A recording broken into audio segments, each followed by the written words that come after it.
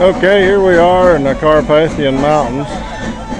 The old steam engine forestry train coming with a carload of passengers.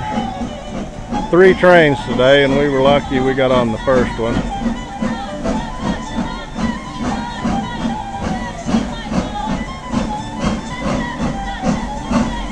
It's about a 21-kilometer trip one way.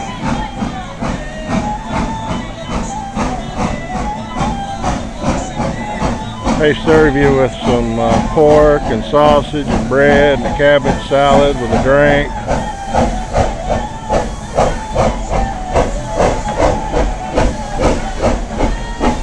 Yeah. The forestry train. This is how they get their wood out of the mountains here in Carpathia. You can see up there at the top of the mountain, logging industry.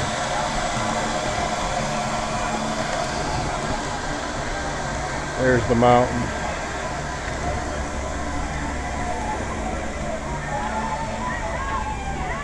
They run 3 trains a day. They give you some cards when you get up here. You can go right over there and cash them in, get your food.